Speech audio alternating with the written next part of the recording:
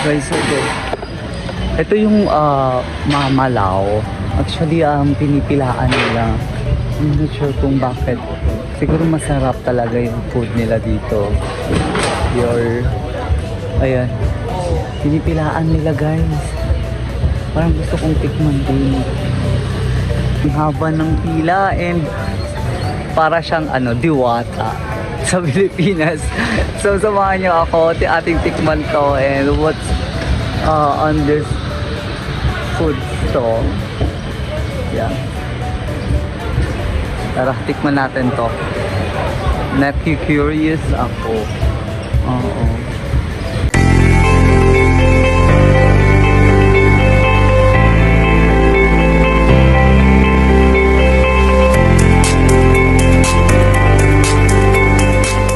Hello Kabsat! So nandito nga tayo sa Mamalao here in Yunnan Province, China, and ito yung nakita kong kainan. Ang daming tao, pinipilaan to at ating tikman yung mga pagkain. Oo, mga traditional ata na pagkain to. So let's see. Guys, so curious talaga ako ba't ang daming pumupunta dito. It's for, I think for breakfast. So, we'll try to eat here.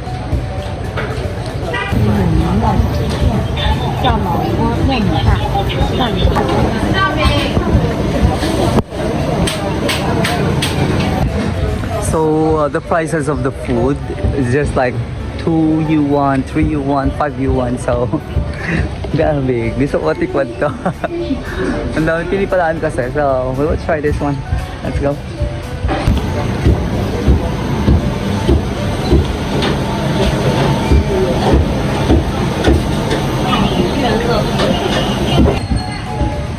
Malapit na tayo guys. Ayan, ang daming mga actually they are coming from different city or province in China.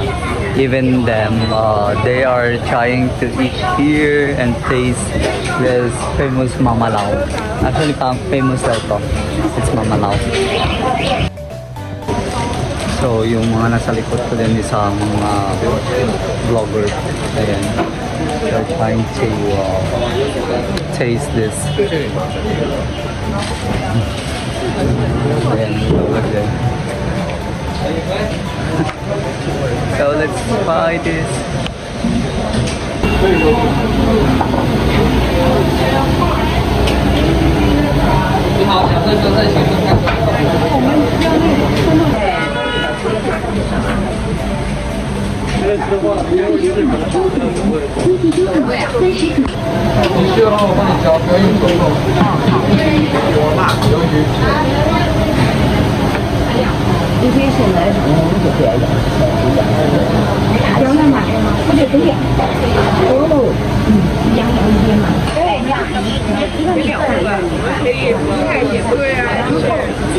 As of the moment, ako'y nag-iisip at tinitignan ko yung mga food kung ano pwedeng i-orderin at since this is my first breakfast, ating tikman ang kanilang mga iba't ibang pagkain dito. So, ito yung typical na breakfast pala dito sa China. Particularly in Sichuan Banao.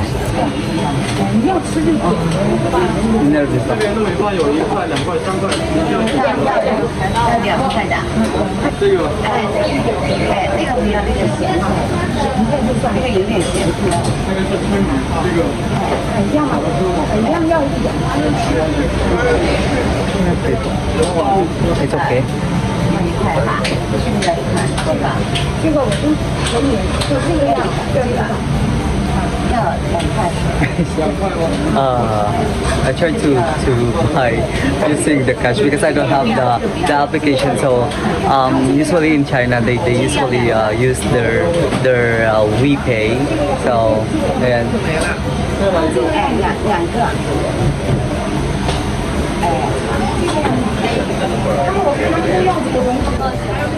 然后你给我加一个有鸡蛋。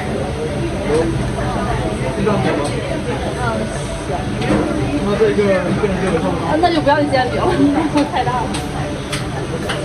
行可以。你好。So let's order guys. Order tayo.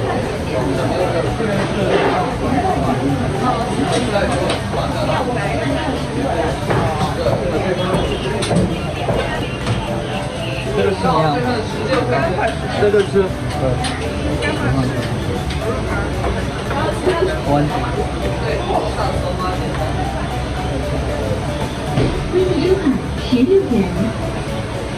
你要这个还是这个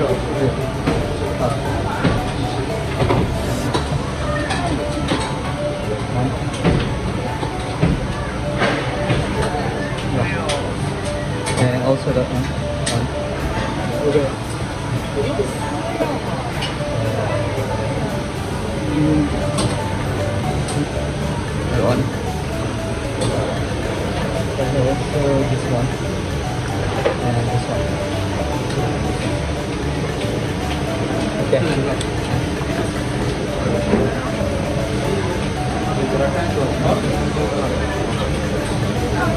How much?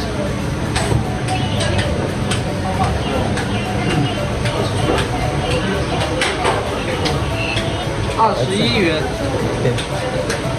It's 21 yuan, so that is 21 yuan. Oh. Oh. 你有没有1元？ So dito pa lang nahihirapan na ako sa communication sa mga staff ng restaurant. So panay sign language ang ginagawa ko dito. Turo doon, turo dyan. So yan. Grabe, sign up. Sign up lang tayo. Ayan. Kuya.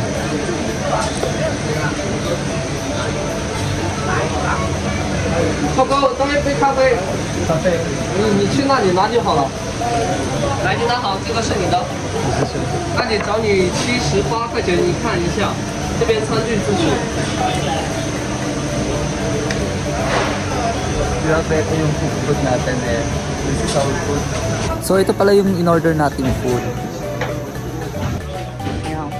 So after ko nga nag-order ng pagkain, ito naman yung drink. So pwede kayong magpili dito, coffee or tea. So ayan yung in-order natin, ice cold coffee. So naghahanap na pala ako ng pwesto dito kasi itong restaurant na to talagang punuan ng daming tao. And naghihintay yung mga iba kung saan sila kakain. Buti na lang may space. Ayan. Very friendly din naman talaga ang mga Chinese and they are smiling. Talaga tinitignan ka din nila kasi bago sa kanilang paningin na may mga vlogger dito. You know naman na this is a communist country kaya may mga restriction kagaya ng mga social media. Hindi basta-basta no-open yung mga app like Facebook and YouTube. So ito na nga yung food natin. Napakasarap. So let's eat guys. Hello guys, so nandito tayo sa Mama Lao and we are going to eat our breakfast. This is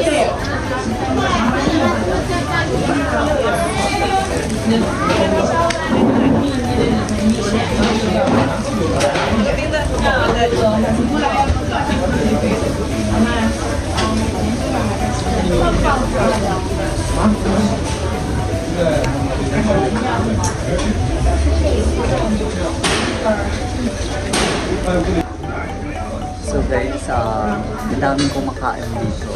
So let's try their food.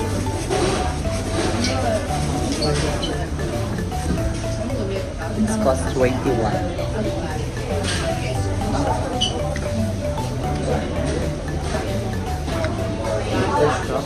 With coffee.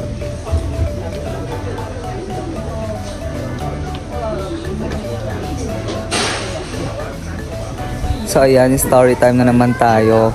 So napansin ko lang dito, para siyang kumakain ka lang sa bahay, no? Ayan, yung food, napaka typical na may itlog, luncheon meat ata yun, or spam. At tapos ito yung parang beans. Ito yung traditional din na isang, ayan, pangmalakasan din yan. Masarap, pero maanghang. Then, yung place, madaming tao talaga, mapabata at matanda. Oo, hindi narayot ito tuwing umaga. Nakita nyo naman sa video na napakahaba ng pila. Ayan, Ito pala yung pansit nila. May hawig sa atin na yung bihon, oo. Pag nagpapansit tayo, ganun yung lasa nito. Napakasarap. And ito yung spam luncheon meat. Oo, maling, parang ganon. So, eto, masarap din tong beans talaga. Medyo maanghang lang. And ito yung isa din na na-amaze ako, yung papaya, na parang, alam mo yung nilalagay sa sa empanada, ganon. Ayan, tapos itlog na prinito. And masarap yung coffee. Ayan. Ito yung pangmalakasang coffee na medyo nakaka-refresh naman kahit umagang-umaga.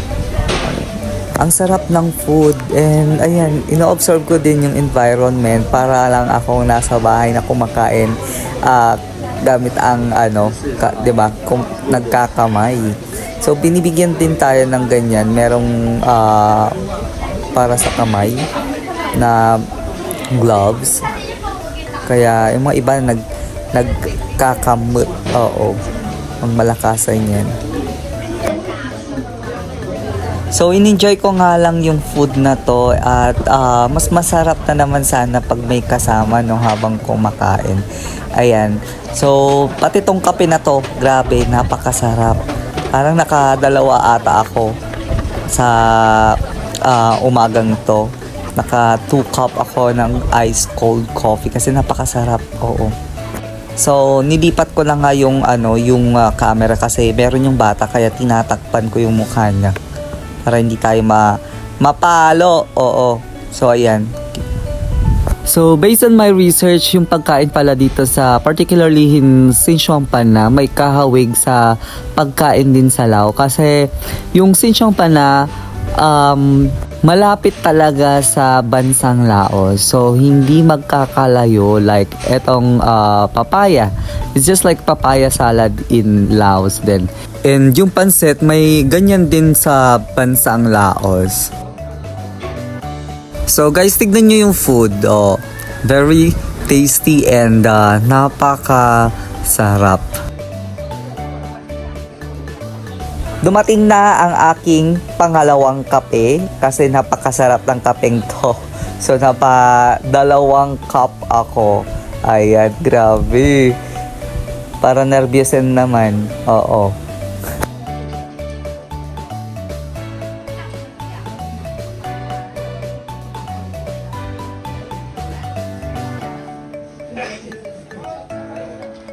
Actually, yung food is napakamura din. Ito parang dalawang serving na. Try ko na lang din inuubos tong food na to kasi sayang naman. Oo. Pero pang dalawahan na tong pagkain na to. It costs 21 yuan. Oo, mga 170 plus. So, ayan, parang bumili ka din sa isang fast food or isang order. Oo. Sa isang fast food chain. And napansin ko din dito sa China, napakamura yung mga bilihin. So after ko nga dito, we are going to explore the morning market and sa susunod na mga video ko din. And we are going to explore this place for a few days. At ano nga ba yung mga pwedeng makita dito sa Xinjiang na Yunnan? Nandito tayo sa Yunnan province. So, isa sa mga pinakamalapit na probinsya from Laos to China. So, we are going to explore this place. Ating tikman ang kanilang traditional na mga food and also we are going to visiting some landmarks and also maybe yung night market nila. We will try, yes. Pero ngayon, parang hindi ko na maubos itong pagkain kasi nga napakadami yung serving pala. At mag-isa ko lang kumakain. Ayan. So, I hope na may idea din kayo kung ano yung mga pagkain dito sa Yunnan province. And na-amaze din ako. And I am so excited na matry yung mga iba't ibang food around the world. Ayan.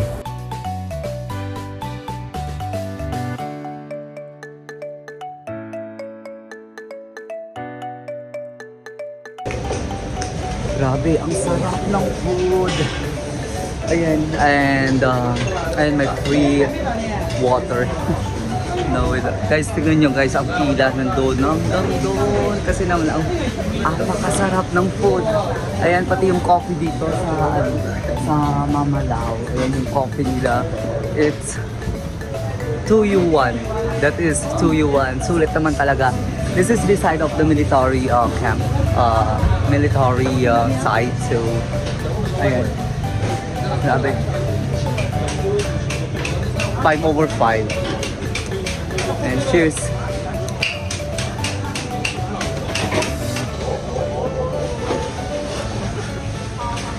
So must visit this place, guys, and if you want like authentic Chinese food, so we are selling here.